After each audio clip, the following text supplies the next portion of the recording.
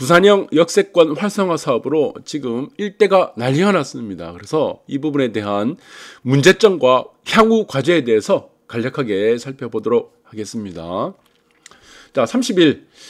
자, 4월 30일이죠. 이게 발표가 됐는데, 여기 있습니다. 29일 날 발표됐네요.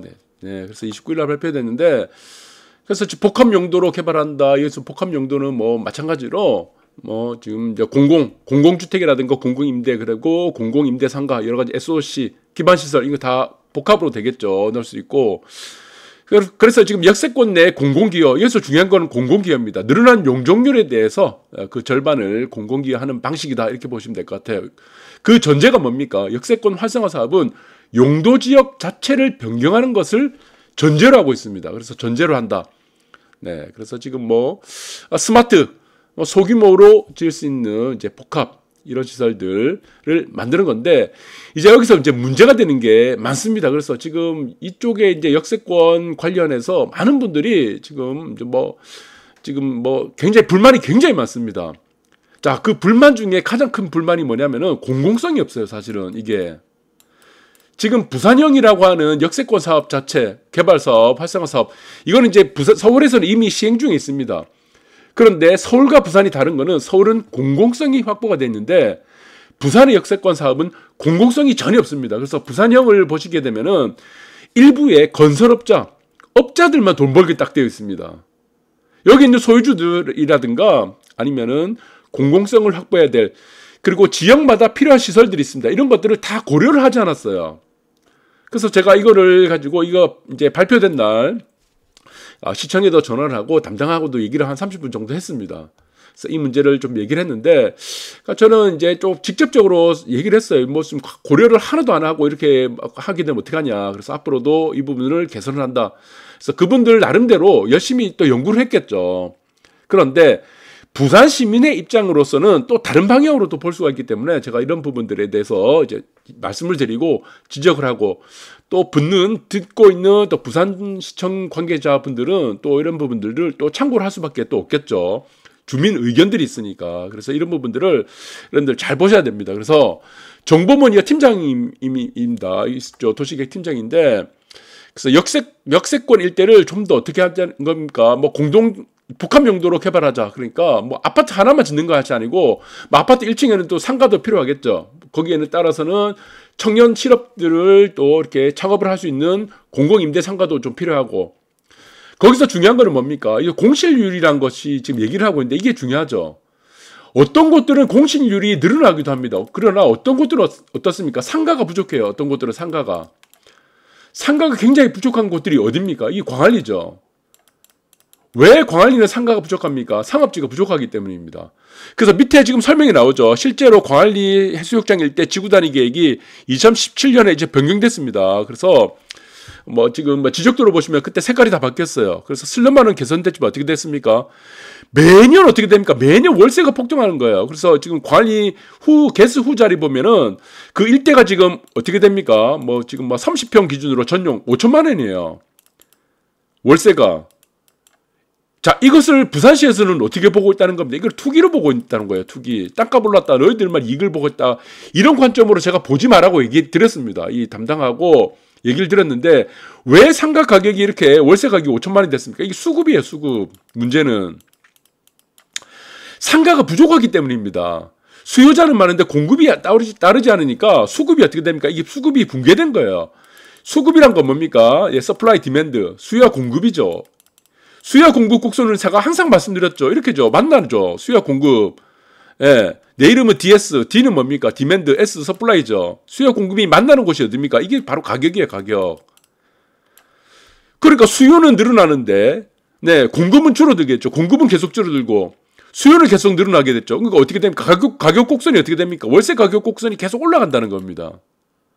그러니까 관광지는 어떻게 됩니까? 관광지는 공실률이 없다는 거예요. 그럼 관광지를 어떻게 됩니까? 관광지 금연산역이라든가 광안역, 지금 해운대역 같은 경우는 그리고 다대포역 이런 것들은 350m 돼 있지만, 가장 필요한 것은 여기서 설명하고 있어요. 지금 정보문 도시계획 팀장이 설명하고 있잖아요. 광안리에 상권이 없다는 겁니다. 그러면 어떻게 됩니까? 금연산역이죠. 금연산역은 350m 이렇게 늘려야 된다는 겁니다. 늘려라는 얘기죠. 자기가 다 설명하고 있잖아. 근데 이걸 250m를 끊어놔 버렸습니다. 그러니까 이게 문제가 된다는 겁니다. 그래서 이게 공공성이 너무 없다는 겁니다. 너무 취약하다.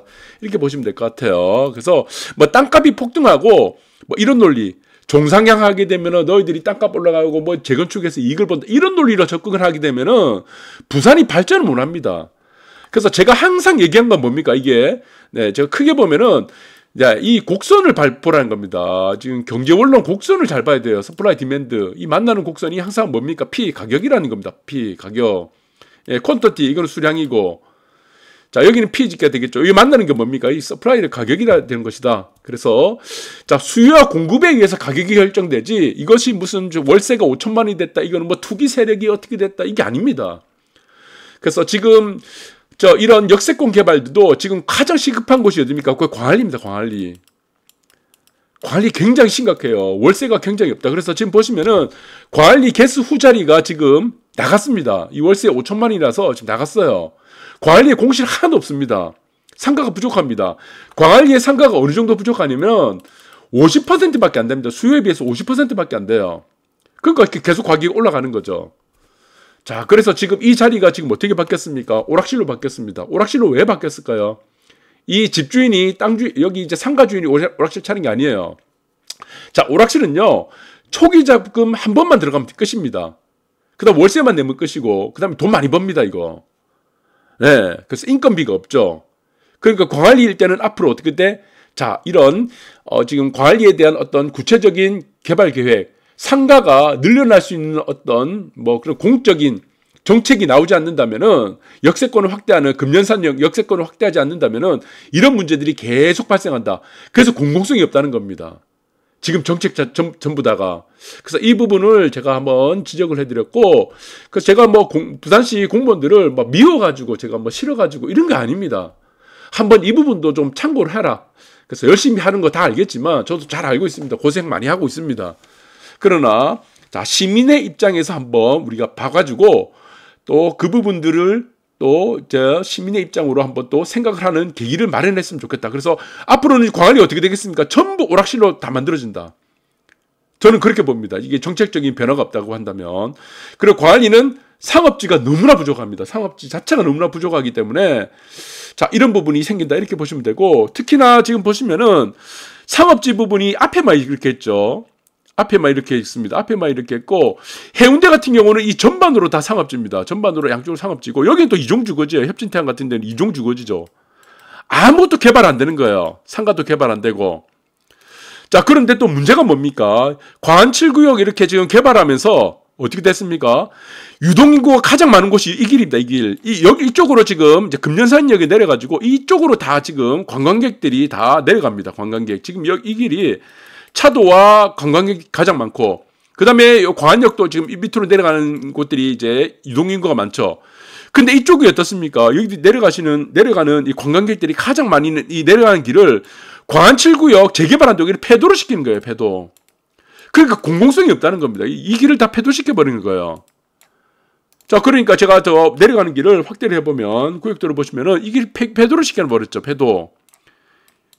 그러니까 이게 말이 됩니까? 이 길을 가장 많이 지금 관광객들이 다니는 길이고, 이 길을 따라서 차가 지금 관광객, 지금 광안리 쪽으로 넘어가는 이 길이 유일한 길인데, 요쪽이 뭐 1번, 2번이라 치면은, 자, 이 길이 내려가고, 차도와 관광객들이 가장 많이 다니는 길을, 자, 이런 재개발을 지금 공공성이 가장 강한 재개발에서도 지금 폐도를 시켜놨다. 광안리는 폐도가 안 됩니다. 폐도를 하면 안 돼요. 다 죽어납니다. 근데 폐도를 시켜놨다. 사전 타당성 검토에서도 광안 7구역은 이 폐도에 대해서는 얘기가 없어. 자, 그러니까 공공성이 없는 정책만 계속적으로 만들어내고 있다. 저는 그렇게 보고 있습니다. 자, 그래서 지금 부산형 보도자료, 그래서 지금 나왔죠. 그래서 역세권 여러분들 다 보셨을 거예요. 관심들이 워낙 많기 때문에. 자, 그래서 지금 뭐 주거지를 상업지로 바꾼다. 이런 내용이 있고, 그래서 여기서 이제 문제가 되는 것이 이겁니다. 네, 그래서 문제가 되는 거는 유형을 보고 대상지는 어떻게 된다. 여러분들 아실 거예요. 그래서 뭐 주거 중심 같은 경우는 지금 250 이렇게 되어 있고, 그리고 뭐 중심, 네, 역 중심이라든가 중심 상업지 같은 경우는 네, 중심 상업지가 아니고 중심지. 같은 경우는 역이라고 하죠. 그거는 350m 정도 돼 있고 산업이라든가 이런 것들. 네. 자, 그렇게 되어 있습니다. 그 대상지가 이렇게 걸려가 있는데 문제가 되는 거는 유형입니다. 지금 유형이 문제가 돼요. 그래서 이거는 유형을 보시면 건축법에 따른 건축 허가. 그다음에 다 주택 건설 산업입니다. 사업입니다. 그래서 밑에 보시면은 2번이 있습니다. 사업 계획 승인이라고 해서 주택법에 따른 사업 계획 승인. 그래서 주택조합을 구성하여 시행하는 것은 제외된다. 이거 지주택이 되겠죠. 자, 이 범위가 너무 작습니다. 그러니까 이 말이 뭐냐? 주택법에 따라서 밑에 보시면은 2번이라고 칠게요. 위에는 1번이라고 치면은 2번에 따른 주택법에 따라서 할 수 있는 거는 지주공동 방식밖에 없습니다. 실질적으로 지주공동. 이거밖에 없죠. 그러니까 이거는 지금 건축 허가와 지금 주택 건설 사업으로 사업으로 인해서 추진하는 방법밖에 없다는 겁니다. 서울 같은 경우는 다르죠. 서울은 이거에서 플러스로 해서 공공성을 높이기 위해서 도시정비형 재개발까지 묶어버렸습니다. 부산은 공공성을 갖고 있는 재개발 사업을 추진할 수 있는 방법을 일단 안 만들어놨어요.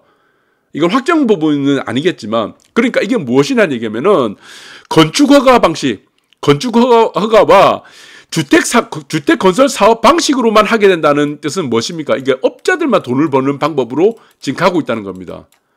공공성이 하나도 없다는 거예요. 자, 여러분들 보시면은 지주 공동 방식은 어떻습니까? 동의율 100%예요. 그러니까 100%니까 구역을 어떻습니까? 크게 가질 수가 없는 거예요.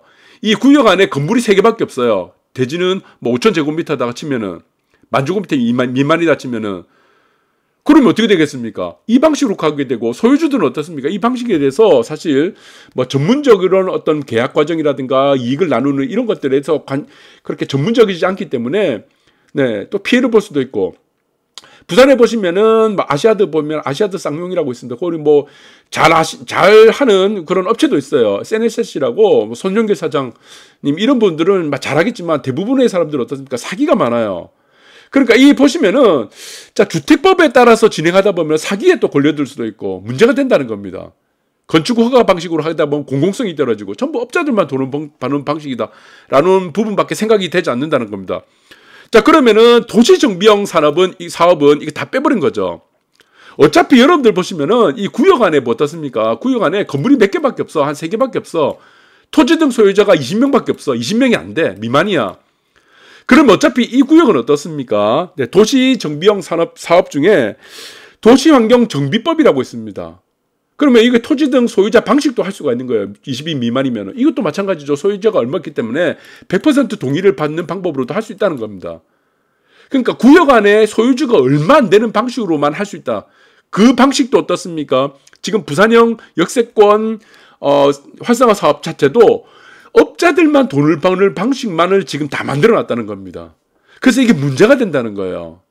그래서 이 부분에 대해서 앞으로 이제 또 뭐 개정을 준비할 수도 있다 이렇게 얘기를 하는데 그리고 또 하나가 문제가 되는 것들은 뭐 지금 보시면은 도로가 어떻게 되고 접도로 해라 20m 뭐 이렇게 다 나와 있죠. 밑에 있습니다. 동의율을 보시면은 토지 면적의 80% 이상 동의하라는 얘기는 뭡니까? 이 동의율을 100% 동의하라는 겁니다.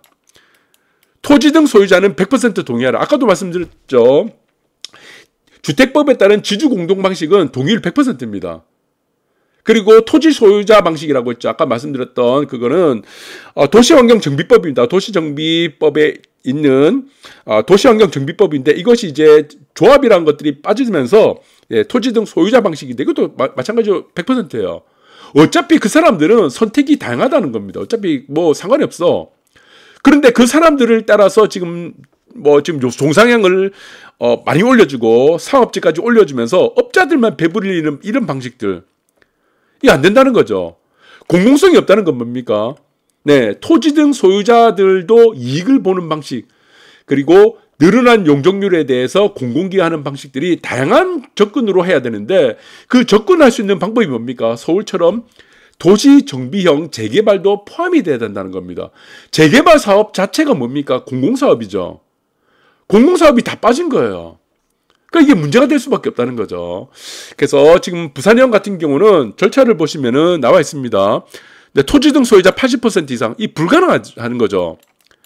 업자들 그리고 구역 내에 몇 개의 건물이 있고 소유자 20명도 안 되는 몇 개의 건물을 갖고 있는 이런 것들 업자들의 농락만 당할 수 있는 이런 구역들에게만 혜택을 주고 결국에는 그 혜택을 누가 가져가냐? 그 혜택도 결국에는 업자들만 가져가는 방식밖에 안 되는 거예요. 그래서 지금 부산형 방식 같은 경우는 공공성이 하나도 없어요. 하나도. 아까 광안리도 말씀드렸죠. 광안리도 어떻게 됩니까? 상가 가격이 이렇게 폭등하고 있어요. 그러면 공공임대 상가를 깔아주면 어떻게 됩니까? 상가 가격이 안정이 되겠죠. 공급이 늘어나게 되니까. 그런데 금년산역 같은 경우는 250m로 만들어놨어. 그 공공성이 없다는 거예요. 이게 논리가 하나도 안 맞다는 겁니다. 이게 무슨 됩니까? 그래서 주거지 중심 같은 경우는 만들지 말고 만들어야 되는 거는 관광지 중심 이런 것도 하나 만들어야 됩니다. 관광지. 역세권 범위를 350m 만들어 놓는 것들. 여기에는 마찬가지로 해운대도 이미 이제 350m니까 해운대도 있겠고, 제 글자 잘못 썼는데, 자, 그 안에는 해운대권, 뭐, 될 수도 있겠고, 그 다음에 다대포도 지금 산업으로 해서 350m 되겠죠. 그 다음에 금년산역, 그 다음에 해운대 일대, 관광객들이 많은데, 그 다음에 다대포, 네, 그리고 지금 점포도 이제 350m니까, 금년상만 빠졌어요, 금년상만. 관광객들이 지금 가장 많이 다니는 곳을 폐도로 다 지금 재개발한다고 다 막아놓고, 이 뭐 하는 거죠? 금년산만 지금 기존에 350m죠. 350m를 250m 금년산만 축소를 시켜놨습니다. 이 뭐 하는 거죠? 그러니까 상가 가격은 계속 폭등할 수밖에 없다. 그리고 동의율을 80% 맞춰라. 그리고 처음부터 어떻게 됩니까? 이거는 지금 이제 건축 허가와 지금 보시면 아시겠지만 주택 건설 사업으로 되니까 처음부터 어떻게 돼? 사업 시행자가 다 이득을 보는 방식. 처음부터 사업 시행자가 방식으로 지금 추진할 수밖에 없다는 겁니다. 다 챙겨가요. 이렇게 해서는 안 된다. 그리고 서울 같은 걸 보시면은 서울 어떻게 됐습니까? 지금 이거 서울입니다. 지금 서울. 예, 저 크게 쓸 거예요. 서울 같은 경우는 건축 허가 및 주택 건설 사업이 이렇게 지구단위 계획으로 포함이 되어 있죠. 이 부산에 이거 하나밖에 없습니다. 근데 밑에 보시면은 두 가지 방식으로 있다고 했죠. 서울 같은 경우는 공공성을 늘리기 위해서 무엇을 추가시켰습니까? 도시정비형 재개발 사업을 늘렸습니다. 이게 바로 뭡니까? 이 공공성이죠. 위에는 완전히 민간 업자들만 다 챙기는 방식만 두었고, 부산은 1번밖에 없고 서울은 1번과 2번이 있다는 겁니다. 그래서 자, 보시면은 나와 있습니다. 지금 토지 등 소유자 50%, 30%, 50%, 60% 받고 맨 나중에 어떻습니까? 지금 구역 지정되고 정비계획 수립되고 결정 고시가 나면은 그때 어떻게 됩니까? 이거는 사업 시행자를 결정합니다. 사업 시행자를 결정하는 단계가 정비계획 입안 고시되고 그다음 구역 지정된 다음에 만드는 거죠. 그 전에는 무엇입니까? 서울에서 같은 경우는 이거는 준비 추진위에서 준비합니다. 준비 추진위에서 이렇게 주민들이 모여가지고 결정하고 그 다음에 사업 시행자도 75% 동의를 받아갖고 결정하게 되고 구역이라든가 이런 것들을 공공성과 확보로 함께 주민들이 만들어가는 방식을 도시의 정비형 재개발 방식도 추가시켰다. 왜? 공공성을 확보하기 위해서. 도심복합 사업도 어떻습니까? 500m 이내니까 서울도 지금 이제 이 부분을 조례를 만들고 있는데 부산도 이제 만들어야 되겠죠. 도심복합 사업도 마찬가지입니다. 그것도 처음부터 업자가 들어와야 되는 거예요. 사업 시행자가 마찬가지로 업자가 들어와야 되는 거예요. 자, 그것도 마찬가지로 민간이 아닌 업자들만 돈 버는 방식이 되는데 역세권 개발 중에 역세권 활성화 사업 이 방식 하나만 지금 보시면은 서울 같은 경우는 지금 재개발 방식으로 해서 도시정비형 재개발 방식으로 해서 공공성을 늘리게 만들어놨다. 그래서 지금 가장 우려스러운 거는 저는 이런 거 하나 보고 있습니다. 부산이 추구하는 지금 역세권 활성화 사업은 어떻게 됩니까? 업자들만 돈 벌게 딱 만들어놨어요. 업자들만. 민간에 있는 업자들만. 네, 소유주들의 땅을 가지고 토지 등 소유주의 땅을 가지고 이런 방식으로 해서는 안 된다. 그래서 가장 시급한 건 뭡니까? 예, 도시정비형 정비형 재개발 방식도 무조건 공공성을 위해서 이거를 추진할 수 있는 방법을 서울처럼 빨리 만들어놔야 된다. 안 그러면 어떻게 되겠습니까? 그리고 또 문제가 되겠죠. 그 다음에 또 하나의 문제. 광안리는 어떻게 되겠습니까? 금년산역은 자 이거를 넓혀야 된다. 350m로 넓혀야 됩니다. 안 그러면은 자 광안리에 있는 모든 지금 상가는 오락실로 다 바뀔 수밖에 없다. 월세는 안정이 될 수도 없다. 그렇게 봅니다. 광안리에서 가장 필요한 것은 무엇이라고 했죠? 네, 아까도 말씀드렸죠. 상가죠, 상가. 그러면 청년들 창업할 수 있는 공공임대상가도 만들어주게 되면은 네, 이런 문제 상가 월세 가격도 안정화될 수 있다. 그래서 쫓겨나지 않을 수 있다. 그래서 상가주들이 이제 쫓겨나지 않을 수 있다. 이런 부분들도 자 공무원들 열심히 합니다. 부산시 공무원들이 다 열심히 하지만 이런 부분들을 조금 더 심도 있게 한번 보시고 그리고 공공성을 높여야 된다. 공공성을 반드시 확보를 하고 재개발도 할 수 있는 공공방식으로 할 수 있는 방법도 마련을 해야 된다. 여러분들 참고하시기 바라겠습니다. 감사합니다.